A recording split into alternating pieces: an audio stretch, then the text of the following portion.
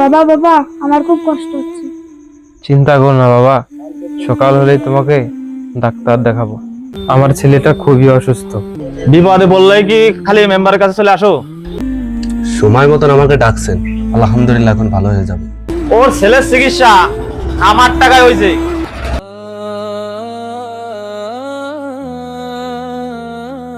আল্লাহর রাস্তায় আমাকে ক্ষমা করে দিবেন। বাবা বাবা, আমার খুব কষ্ট হচ্ছে। চিন্তা করো না বাবা, সকাল হলেই তোমাকে ডাক্তার দেখাবো।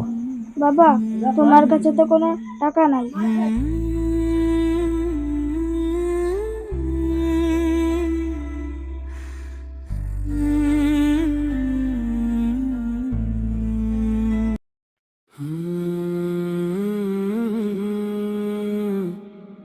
মেম্বার সাহেব, আমার ছেলেটা খুবই অসুস্থ।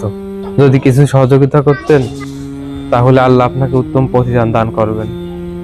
বিপদে বললেই কি খালি মেম্বারের কাছে চলে আসো?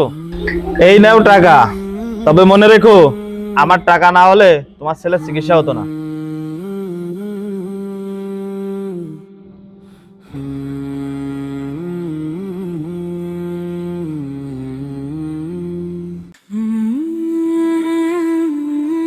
ডাক্তার সাহেব, একটু দ্রুত দেখেন।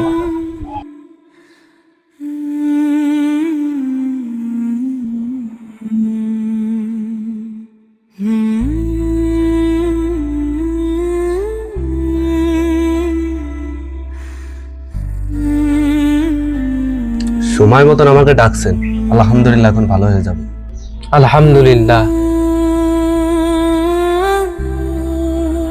তাহলে আমি এখন যাই। জি।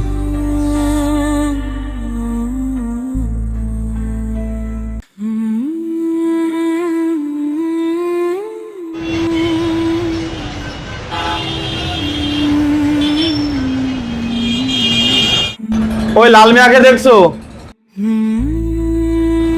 ওর ছেলের চিকিৎসা আমার টাকায় হয়েছে।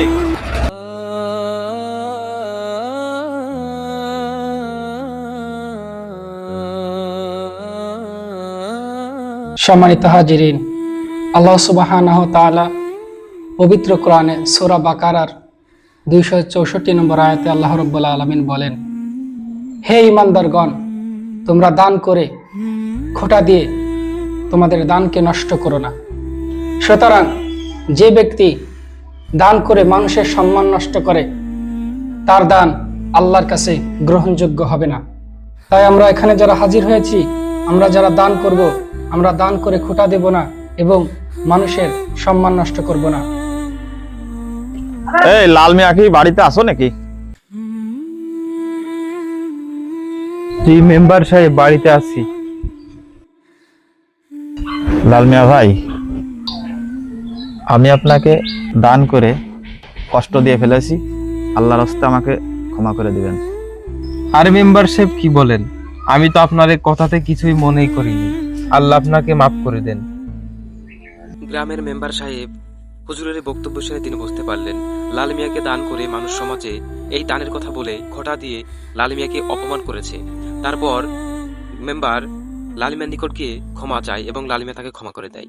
এরপর মেম্বার সাহেব গরিব দুঃখী অসহায়দেরকে গোপনে সাহায্য করে। আমরা আমাদের বাস্তব জীবনেও এই মেম্বার সাহেবের মতো গরিব দুঃখী অসহায় মানুষদেরকে সাহায্য করে খোঁটা দেব না, এতে সেই ব্যক্তি কষ্ট পায়, এমনকি আল্লাহ নারাজ হয়।